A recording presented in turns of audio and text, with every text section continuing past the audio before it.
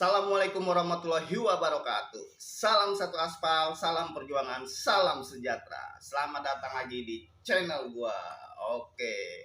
Kali ini gua akan menceritakan pengalaman gua yang di bagian awalnya mungkin gak diinginkan oleh semua driver online. Oke, sebelum itu kita intro dulu ya.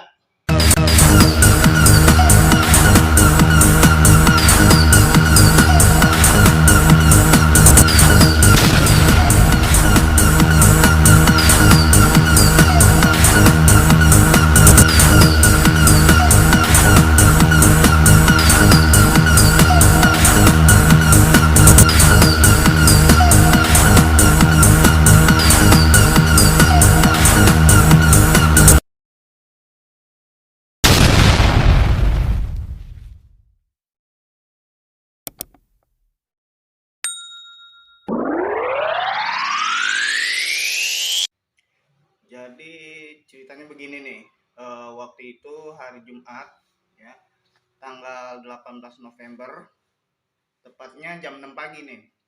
Gue ini udah selesai melaksanakan ibadah, udah selesai sarapan pagi, terus peralatan tempur gue sudah siap dan udah gue pakai semua, dari sarung tangan, masker, terus jaket, ya kan. Gue udah siap on beat, gue udah siap berburu orderan. Nah, pas gue udah siap, gue nyalain tuh akun gue. Pas gue nyalain akun gue, ternyata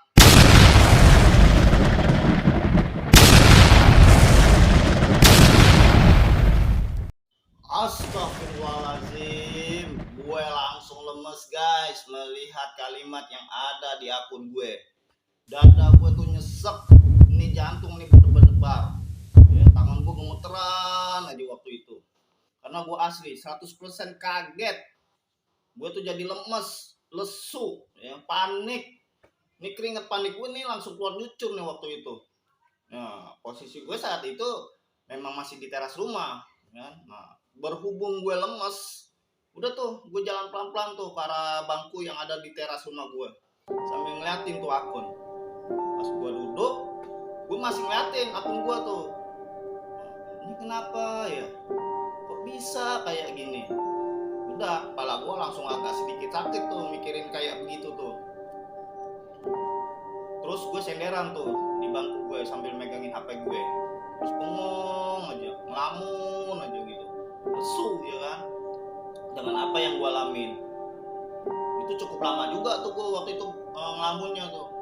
Nah, terus tiba-tiba gue dengar suara istri gue, "Abi, kok kayak orang bengong, kok belum berangkat?" Nah, gue langsung sadar tuh, ngeliat ke kiri, itu istri gue posisinya udah di depan pintu rumah gue. Gue respon udah pertanyaan dari istri gue itu, "Ini Mi, Abi lagi ada masalah." "Masalah apa Bi?"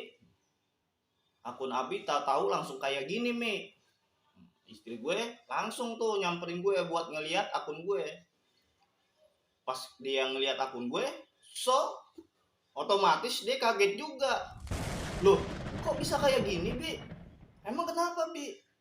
Masalahnya apa Bi?" Gue bilang, "Abi juga nggak tahu Mi. Tadi pas Abi udah siap nyalain tombol on beat, tak tahu akun Abi udah kayak gini." Terus istri gue juga istighfar, kan, "Astagfirullahaladzim Bi." Nah, istri gue tuh nyaranin gue tuh kayak begini sarannya, "Ya udah, mendingan Abi masuk dulu ke dalam rumah, tenangin pikiran, jangan panik," gitu kata dia. Ya udah, gue langsung terima saran dari istri gue langsung masuk tuh ke dalam rumah. A few moments later.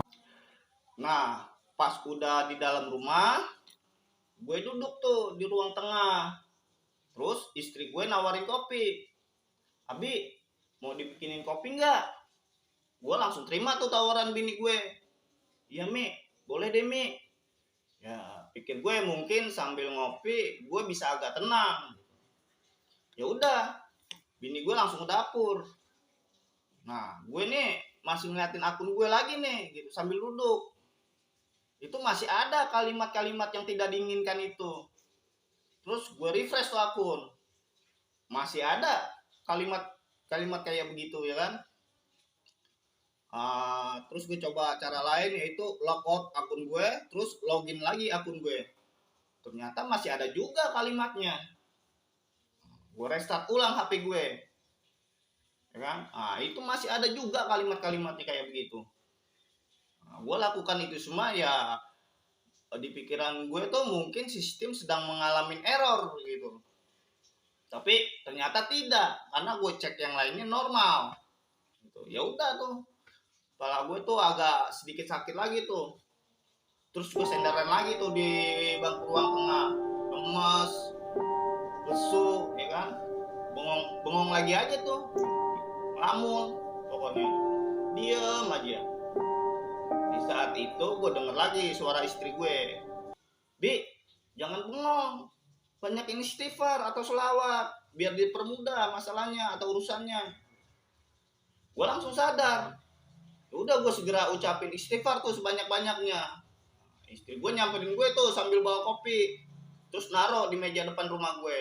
Dia ngomong lagi, "Coba Bi, telepon call center atau datang ke kantor. Kalau enggak hubungi teman-teman Abi minta bantuan." "Ya Mi, nanti dulu," gue bilang gitu ya kan. "Ya udah, Umi permisi ya Bi. Nah, pokoknya Abi yang sabar, yang tenang, jangan banyak bengong, baca istighfar, banyakin sholawat." Gue bilang, "Ya Mi." Ya udah, istri gue langsung tuh ke kamar buat nemenin anak gue. Nah pas istri gue udah masuk ke kamar, gue pikirin dah tuh saran-saran dari istri gue tadi. Yang pertama, gue tadi disaranin untuk datang ke kantor Gojek, yang mungkin akan gue lakukan nanti sehabis sholat Jumat. Terus nih yang kedua, gue disuruh hubungin call center. Oke, gue lakukan saat itu juga. Gue telepon call center, nggak ada yang angkat tuh. Terus gue telepon lagi, tetap nggak ada yang angkat. Pikiran gue belum buka kali ya kantor waktu itu. Terus gue punya niat, nanti coba gue telepon lagi. Nah setelah itu tiba-tiba notifikasi dari pesan dari Gojek tuh masuk ke HP gue. Gue buka deh tuh pesen. Nah, pas udah gue buka, gue langsung tuh diarahkan ke dalam fitur pesan, dan itu tertera.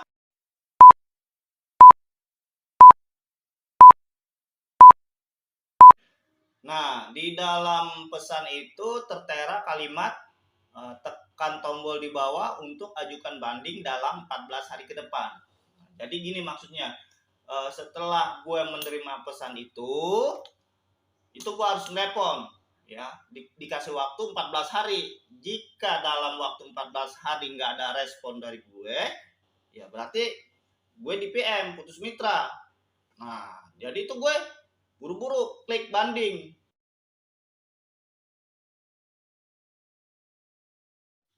Setelah gue klik tombol banding, di dalamnya tertera bahwa gue harus mengisi Gmail yang terdaftar, nomor HP, nama lengkap, terus kendala yang dihadapi, dan detail masalah. Ya udah, gue isi semua itu. Dan setelah itu gue klik tombol kirim. Nah, setelah gue klik tombol kirim, gue dibalikin lagi ke halaman awal aplikasi. Dan itu masih juga tertera kalimat yang tidak diinginkan itu. Nah, setelah gue merespon pesan dari kantor yang masuk ke akun gue kembali lagi tuh mikirin saran-saran dari istri gue tadi. Yang ketiga itu meminta bantuan teman-teman gue atau rekan-rekan gue yang seprofesi dengan gue ya kan. Nah, itu gue terima karena masuk akal juga, karena gue waktu itu nggak bisa berpikir apa-apa, justru istri gue tuh yang ngasih saran-saran kayak begitu gitu. Ya udah tuh, untuk saran yang ketiga tuh gue lakukan. Nah di sini gue meminta bantuan teman-teman gue, bukan untuk melakukan tindakan anarkis atau bukan untuk melakukan tindakan kekerasan atau hal-hal negatif lainnya ya. Tapi gue di sini minta tolong sama teman-teman gue ini gimana solusi dari permasalahan gue ini? Nah, gimana step-stepnya? Apa yang harus gue lakukan? Ya, karena gue sendiri pun nggak tahu harus gimana. Karena masalah ini baru sekali gue alamin semenjak gue jadi ojol. Nah, terus gue screenshot tuh halaman awal aplikasi akun gue. Gue kirimin ke grup WA. Sambil gue sematkan kalimat solusinya dong. Wah, itu langsung beberapa orang ada yang respon memberi saran. Ada yang nawarin kirim permasalahan lewat surel. Ada yang nyaranin suruh telepon CS. Terus ada yang nyaranin suruh datang langsung ke kantor. Nah, ternyata sama memang seperti yang disarankan oleh istri gue. Tapi pas gue lagi baca-baca saran dari teman-teman gue, ada Gmail masuk. Langsung deh tuh, gue klik lambang notifikasinya. Dan ternyata dari kantor.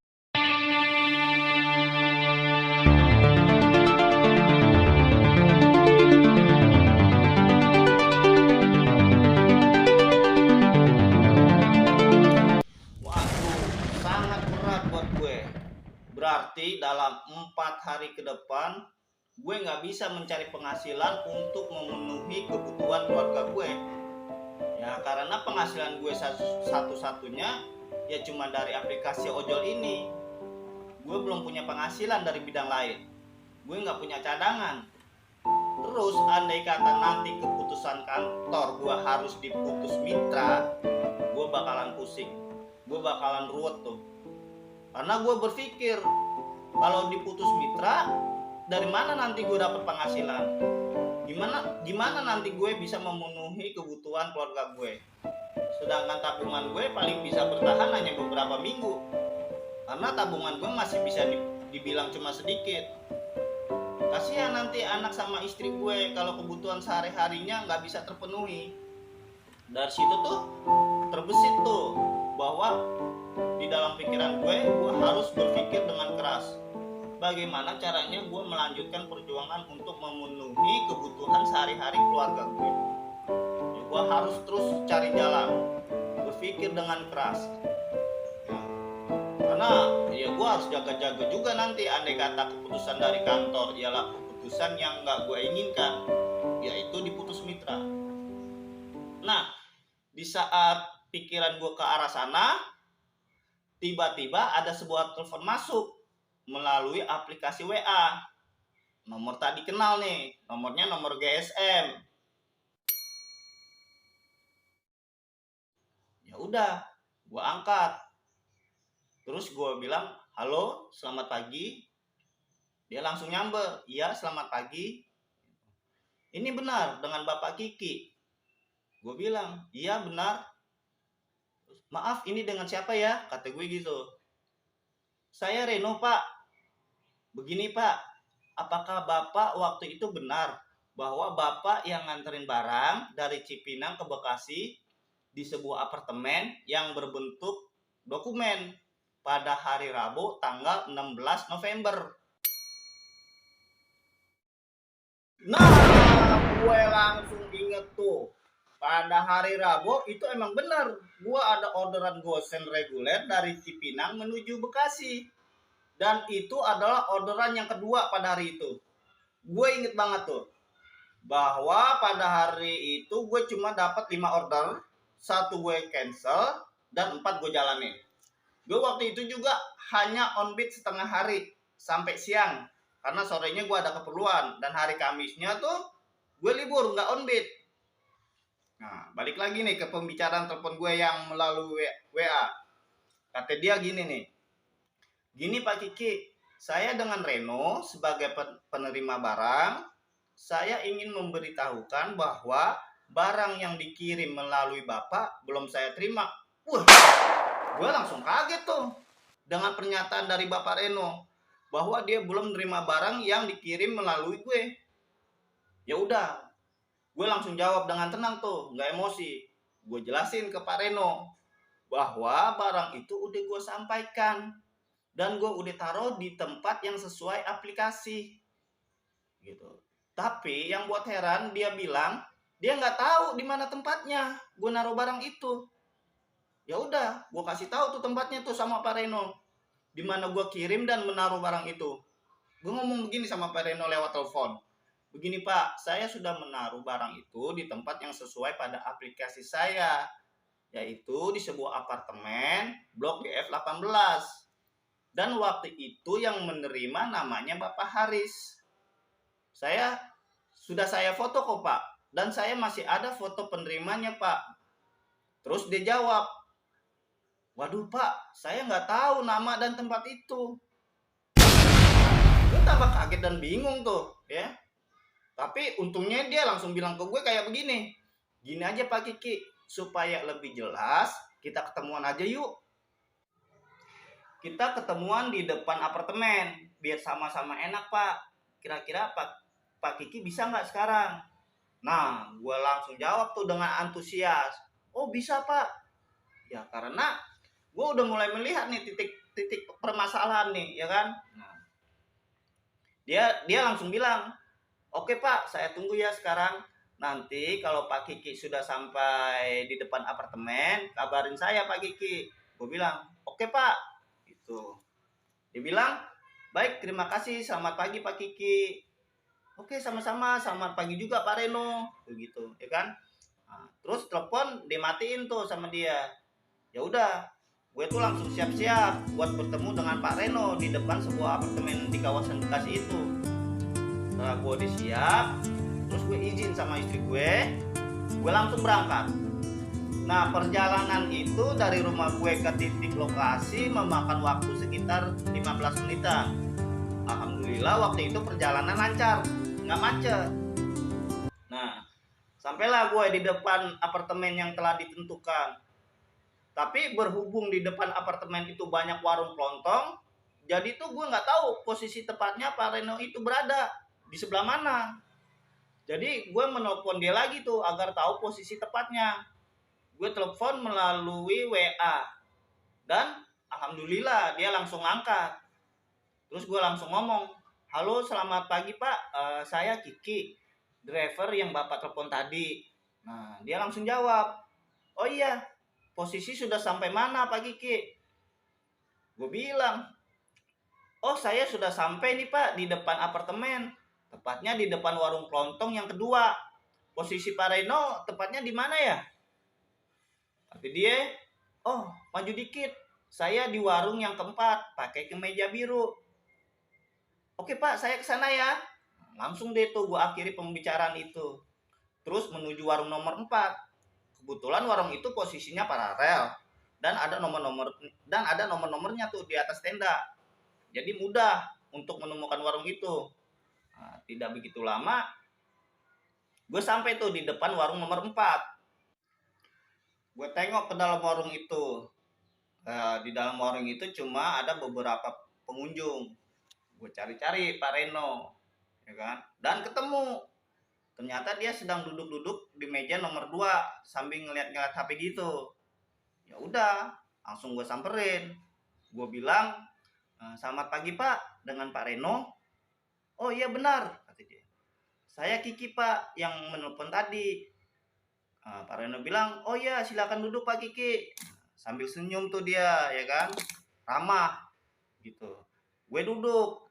Terus dia langsung nawarin gue tuh makanan dan minuman. Tapi gue gak mau. Gue tolak dengan halus. Terus dia ngomong, maaf ya Pak Kiki, sudah ganggu waktunya. Karena saya benar-benar butuh dokumen itu. Dokumen itu adalah berisi data sebesar 1 miliar. Gue kaget tuh atas nominal yang dia katakan itu. Tapi gue tetap tenang. Karena gue yakin di dalam masalah ini bukan gue yang salah. Setelah dia berbicara seperti itu, gue langsung jawab, kan? Maaf Pak, boleh nggak saya menjelaskan kronologinya waktu itu? Dia bilang, oh silakan Pak Kiki, gitu. Udah langsung gue jelasin tuh kronologinya. Maaf, begini Pak, waktu itu memang benar saya sendiri yang bawa dokumen ke apartemen ini. Saya tiba di apartemen ini itu siang hari, tapi saya nggak langsung masuk ke ke kawasan apartemen. Saya berhenti di depan apartemen, terus saya langsung menghubungi nama penerima yang tertera di aplikasi saya. Itu tersambung memang Pak ke telepon, dan nadanya juga tersambung, tapi tidak diangkat. Sampai saya coba berulang-ulang kali, tidak diangkat juga. Mungkin ada waktu itu Pak, sekitar 10 kali saya coba dalam waktu kurang lebih 25 menit Pak. Nah, berhubung saya tidak mendapat respon dari penerima, ya udah Pak, saya berinisiatif untuk masuk ke dalam apartemen itu dan mencari tempat yang tertera di aplikasi Pak. Setelah saya masuk, saya menuju resepsionis yang merupakan seorang security. Saya bertanya kepada dia tentang di mana tepatnya tempat yang tertera di aplikasi saya. Dan security itu menjawab, "Oh, ini Bapak keluar dari pintu sebelah kanan itu, terus lurus aja. Nanti pas di persimpangan sebelah kanan paling ujung itu tempatnya Pak." Saya bilang, "Oh baik, terima kasih Pak." Dan saya langsung menuju ke tempat itu Pak Reno. Dan itu ternyata sebuah ruko. Ya, waktu itu saya sempat memberi pertanyaan nih kepada pengirim, apakah alamat ini sudah benar dan valid, dan dijawab dengan pengirim sudah, katanya seperti itu Pak Reno. Nah, itu ternyata sebuah ruko. Di situ saya bertemu dengan seseorang di dalam ruko. Itu namanya Pak Haris. Dan saya menjelaskan kepada Pak Haris tentang maksud saya ke situ. Pak Haris itu lalu bilang, "Ya udah Pak, taruh aja barangnya di box itu. Biasanya yang kirim barang ke sini taruhnya di situ." Ya sudah, saya taruh barang itu di box. Ya, dan sesuai prosedur kami, saya mendokumentasikan penyerahan barang itu melalui foto. Setelah saya dokumentasikan, saya langsung keluar dari ruko itu Pak. Nah, ini buktinya Pak. Waktu itu gue kasih unjuk aplikasi gue tuh berupa foto ke Pak Reno. Nah, setelah gue udah selesai menjelaskan kronologinya, Pak Reno menjawab, "Oh begitu. Baik Pak Kiki, sebelumnya saya minta maaf. Memang waktu Anda telepon, itu posisi saya lagi ada rapat penting yang nggak bisa diganggu. Jadi HP saya silent. Lalu Pak Aji sebelumnya nggak konfirmasi kepada saya bahwa dia akan mengirim dokumen pada hari itu dan ke tempat itu. Dan biasanya saya menerima barang dari rekan-rekan saya itu di tempat pengambilannya di pos security. Padahal waktu itu saya menunggu kiriman dokumen dari Pak Aji. Saya tunggu hingga malam hari, itu dokumen belum ada di pos security. Akhirnya saya telepon Pak Aji. Tapi Pak Aji bilang sudah dikirim tadi siang melalui Bapak. Lalu saya meminta identitas Pak Kiki dari Pak Aji berupa nomor telepon. Dari situ, dari cerita Pak Reno ini nih, udah mulai terlihat titik masalah yang gua alamin ini. Pak Reno masih melanjutkan pembicaraannya kepada gue. Dia ngomong begini, "Dan saya baru punya waktu untuk menghubungi Pak Kiki hari Kamisnya. Tapi waktu itu saya telepon Pak Kiki nggak nyambung-nyambung. Baru sekarang inilah, hari ini, tersambung dengan Pak Kiki." Nah, terus gue bilang, "Oh iya, maaf Pak Reno, hari Kamis memang HP saya seharian nggak saya nyalain karena saya sedang libur undip." Gue bilang gitu. Dia ngomong lagi tuh ke gue, "Oke, baiklah kalau gitu bisa Bapak Kiki antarkan saya ke tempat Bapak menaruh dokumen itu." Nah, gue bilang, "Oh tentu bisa Pak, tapi maaf, gitu. Saya boleh bertanya dulu nggak Pak?"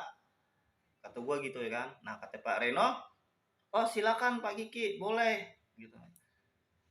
Gue ngomong lagi, "Saya sebelumnya minta maaf nih Pak, kalau pertanyaan saya menyinggung Bapak Reno atau nggak berkenan pada Bapak Reno." Bapak Reno bilang, "Oh nggak apa-apa Pak Kiki." Gitu. "Oke Pak Reno, apakah Bapak Reno yang menghubungi kantor tentang masalah ini sehingga saya disuspend?" Pak Reno jawab, "Oh itu bukan saya, itu Pak Aji yang menghubunginya. Karena pada saat saya telepon Pak Haji, katanya dia akan segera hubungi kantor untuk meminta bantuan dalam menangani masalah ini. Oh gitu ya Pak Reno. Baik Pak, saya mohon maaf kalau gitu boleh nggak saya meminta nomor HP Pak Haji? Karena saya nanti ingin bicara. Nah, permintaan gue seperti itu kepada Pak Reno. Oh tentu saja boleh Pak. Nah, karena Pak Haji juga telah bicara kepada saya, jika drivernya ingin menghubungi saya, silakan hubungi aja. Kata Pak Reno seperti itu. Ya udah tuh, gue minta nomornya dan gue save di HP gue. Nah, setelah itu Pak Reno langsung ngajak gue ke tempat itu. Oke Pak Kiki, bisa antarkan saya ke tempat itu sekarang? Oh iya Pak, ayo. Nah, gue berdua langsung tuh ke tempat itu. Tidak sulit dan tidak lama memang ke tempat itu. Karena gue masih ingat jelas letak posisi tempat itu di mana. A few moments later.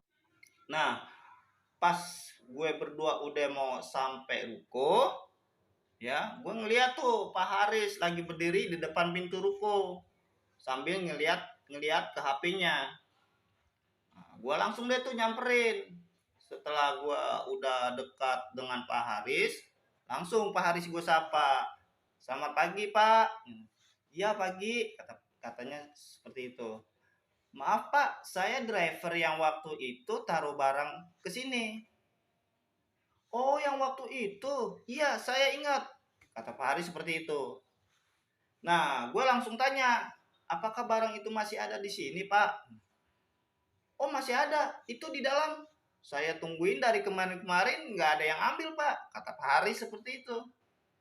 Nah gue langsung jawab, iya Pak, seharusnya Bapak Reno ini yang berhak mengambilnya. Tapi Bapak Reno nggak tahu bahwa kirimnya ke tempat ini. Oh gitu, kata Pak Haris tuh. Nah gue langsung bilang lagi, kalau gitu boleh saya masuk ambil lagi Pak. Oh silakan masuk, masuk aja ke dalam. Barangnya masih ada kok di dalam box itu, kata Pak Haris tuh. Gue langsung tuh masuk ke dalam menuju box itu. Dan alhamdulillah ternyata barang itu masih ada. Langsung deh tuh gue ambil. Dan gue langsung menuju Pak Reno. Gue bertanya, apakah benar Pak dokumennya seperti ini? Nah, Pak Reno jawab, oh iya benar. Gitu, ya kan? Oke Pak, silakan dicek kembali, kata gue gitu. Pak Reno ngambil dokumennya tuh dan mengeceknya. Kata dia, oke, masih lengkap semuanya. Tapi ini memang bukan salah Anda Pak Kiki. Karena Pak Haji nggak konfirmasi ke saya. Dan di dokumennya juga nggak ditulis siapa nama penerimanya beserta alamat dan tempat yang jelas. Terima kasih ya Pak Kiki, kata Pak Reno seperti itu. Gue bilang, sama-sama Pak Reno. Baik Pak, saya juga mau telepon Pak Haji sekarang mau konfirmasi bahwa dokumennya sudah Bapak terima. Nah Pak Reno langsung bicara sama gue kayak begini. Oh kalau gitu pakai HP saya aja Pak Kiki. Sebentar saya hubungi Pak Hajinya. Katanya kata Pak Reno tuh. Nah pas udah tersambung Pak Reno ngasih HP-nya ke gue tuh. Pas telepon Pak Reno udah di gue langsung ngomong deh tuh. Selamat pagi Pak Haji. Saya Kiki, driver yang hari Rabu antar dokumen Bapak ke apartemen di Bekasi. Saya ingin konfirmasi bahwa dokumen itu telah diterima oleh Pak Reno sendiri sekarang ini. Adapun lampiran bukti nanti akan saya kirimkan berupa foto melalui nomor saya. Gue bilang seperti itu sama Pak Haji. Kata Pak Haji, oh baik. Terus gue ngomong lagi sama Pak Haji. Tapi sebelumnya saya mohon maaf nih Pak Haji.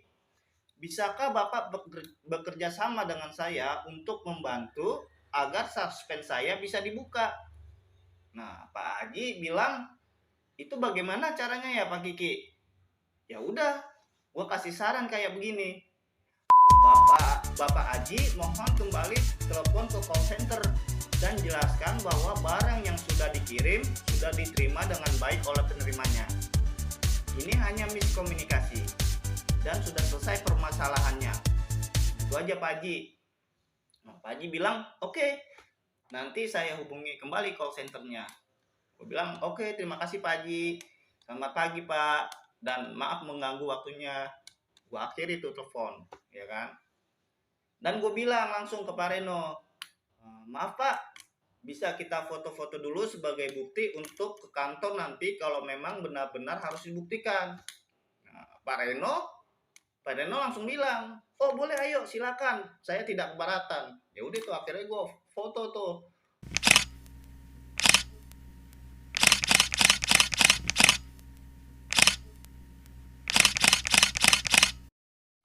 Dan setelah selesai berfoto, berarti masalah tentang dokumen itu udah selesai tuh. Nah, tinggal masalah suspend gue aja nih yang belum terbuka. Nah, tapi waktu itu gue berpikir, kalau Pak Reno ini bukan penyebab besar masalah gue disuspend. Ya kan? Nah, jadi setelah itu gue mohon pamit sama Pak Reno dan Pak Haris. Nah, di sini gue juga respect sama Pak Haris. Karena dia itu benar-benar menjaga amanah titipan orang, ya kan? Oke, setelah itu gue salaman tuh dengan mereka berdua dan gue langsung cabut dari situ. Berlama-lama kemudian.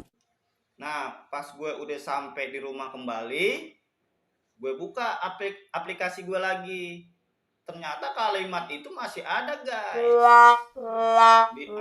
Tapi di sini gue berpikir mungkin Pak Haji masih belum sempat buat ngubungin telepon call center. Nah, berhubung waktu itu hari Jumat, gue itu siap-siap sholat Jumat, ya kan? Tapi tumben nih, gue mau datang lebih awal ke masjid. Biasanya gue datang pas azan kedua tuh. Nah, pas udah selesai sholat Jumat, gue buka lagi tuh aplikasi. Dan ternyata kalimat yang tidak diinginkan itu masih ada. Wah, gue pusing nih, ya kan? Gue akhirnya hubungin Pak Haji tuh lewat WA. Dan gue juga ngirim foto gue sama Pak Reno tadi untuk meyakinkan Pak Haji bahwa dokumen itu benar-benar sudah dipegang sama Pak Reno, ya kan? Gue chat dia dengan kalimat, maaf Pak Haji, apakah Bapak sudah menghubungi call center? Dan alhamdulillah chat gue langsung dibaca sama dia. Dan langsung dia membalasnya. Kata dia, sudah saya hubungi kok Pak. Dan dari balasan dia seperti itu, hati gue agak sedikit tenang tuh. Nah, terus tiba-tiba tuh mata gue sepet banget tuh. Pengen tidur, ya kan? HP gue matiin, terus gue tidur siang tuh. Gue baru bangun sekitar jam 15.30-an.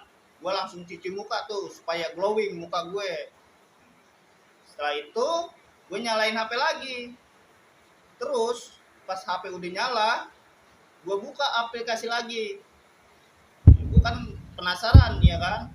Nah, penasaran gue di sini masih tingkat dewa nih. Nah, setelah gue buka aplikasi, ternyata